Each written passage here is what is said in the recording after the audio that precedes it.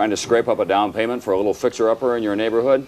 Take a look at my next guest. There's a report around Wall Street that this is what he has in mind. This is Donald Trump, 33 years old, and some people think that he wants to buy the World Trade Center, the 110-story Manhattan skyscraper that anyone can pick up if they've got the coins.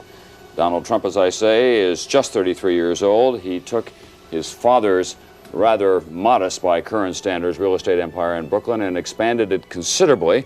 He now has an apartment for sale in a new Trump building called the Trump Tower going up on 5th Avenue. There it is. You can buy this apartment, one floor of it, one whole floor of that building, that is, $11 million altogether. You bought some prized properties at the bottom of the New York market in the 1970s. Inner cities have been pure gold since that time. Why? Because replacement costs have just gone up so much? Well, no, not really. I had a great faith in New York. Primarily, our purchases have been in New York. And about 5 years ago, New York was not considered very hot, and cities in general weren't considered too hot. And we purchased the old Commodore Hotel, and we've reconverted that now into about $110 million Grand Hyatt Hotel, which is opening up next week in New York City. And we've made some other purchases that have been fine. Is that your general advice to people who are interested in real estate investment, though? Look to the inner cities, look to old buildings and doing something with them?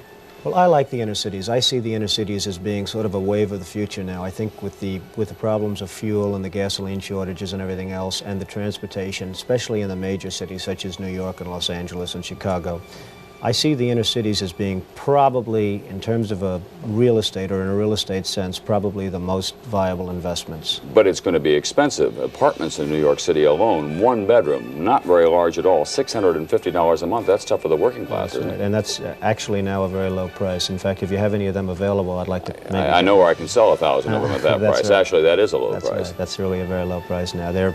I know of a couple of buildings, for instance, an Olympic Tower, which is on 51st Street and 5th Avenue. Apartments are being rented by the condominium owners for $5,000 and $6,000 a month, and they're one-bedroom and two-bedroom apartments. So it's, when you say $600, even in other sections, it's almost becoming a low price. What happens to some of the old buildings in the inner cities that are works of art? You were recently the object of a lot of controversy because you destroyed some sculptures on a building that you bought that the Metropolitan Art Museum wanted. Why did you have those destroyed, first of all, and what happens to the look of a city?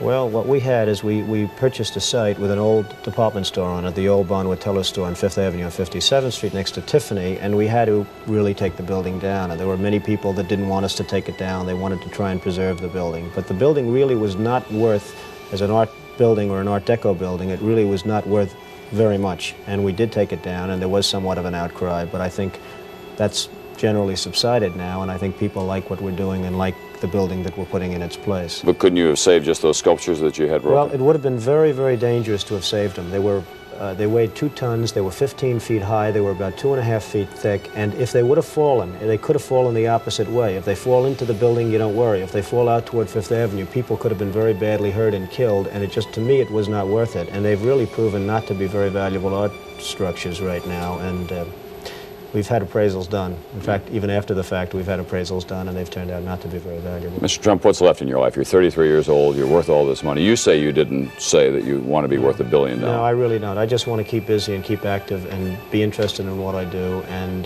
that's all there is to life as far as I'm concerned. I really am not looking to make tremendous amounts of money. I'm looking to enjoy my life, and if that happens to go with it, that's fabulous. Give me one final bottom line. In 5 years, the price of a hotel room in New York City will go for? It could be $1,000 a night. Start saving your money, folks. Just one night, $1,000.